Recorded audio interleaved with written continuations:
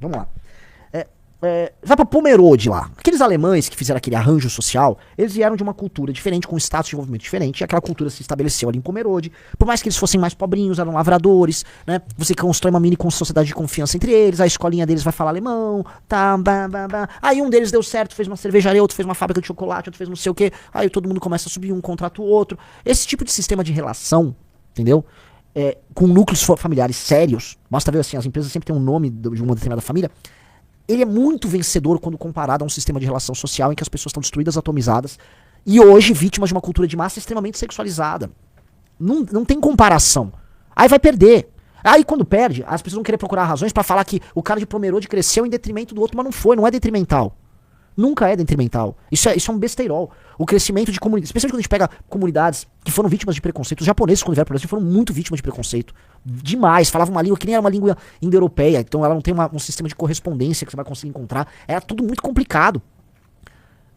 E os japa trabalharam, cara, 2, 3 gerações já, né? Então a gente tem que entender assim, esse elemento cultural, ele vai ter que ser levado, ele vai ter que ser transplantado para as periferias das grandes cidades. Porque são coisas multifatoriais, sim.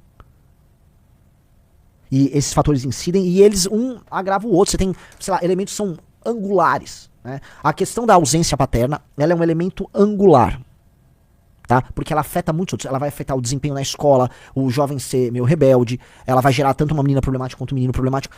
Isso eu estou falando novamente entendendo, é que todo, né? Tem que ficar explicando isso é meio complicado, coisa de que aí embaixo você não entender uma abstração que é em geral, eu estou falando em geral, tá? Então, peço pra vocês que nos assistem, né, com muito carinho, que vocês entendam, essas coisas são multifatoriais, são profundamente culturais também, mas também refletem uma estrutura e um determinado tipo de arranjo social.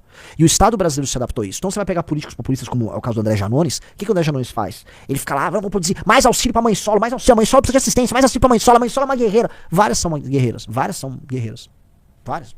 Até porque, no fim do dia, mesmo sendo uma mãe ruim, é melhor ser uma mãe solo ruim do que um pai que deu foda-se, né? No mínimo, a criança ela não jogou no lixo, a criança. O pai que abandona a criança, no fundo ele jogou a criança no lixo. Dito isso, a mãe solo, no geral, estou falando no geral, não dispõe de um ferramental de autoridade e de cultura. No geral! Não tô falando sempre. Mas fulano é assim, sim. Para de pegar o exemplo, estou falando no geral. Para criar as crianças que serão mais competitivas e mais aptas a sobreviver nesse mundo altamente competitivo. Eu tava lendo Selma The Economist agora, eu tô assustado, galera. A revolução da inteligência artificial, a gente tá vendo ela acontecer diante dos nossos olhos, mas ela vai escalar em velocidade. Talvez haja um grande ganho de produtividade, uma hiperabundância no mundo. Mas isso virá com um preço. Profissões inteiras vão deixar de existir. Como é que eu vou explicar pra um garoto que hoje tá com 12 anos e não sabe escrever direito, não sabe ler o mínimo de um texto, nunca leu um livro? Como é que eu vou explicar pra esse cara que ele vai se adequar ao mundo da inteligência artificial? Não vai dar pra explicar. Não vai dar, cara.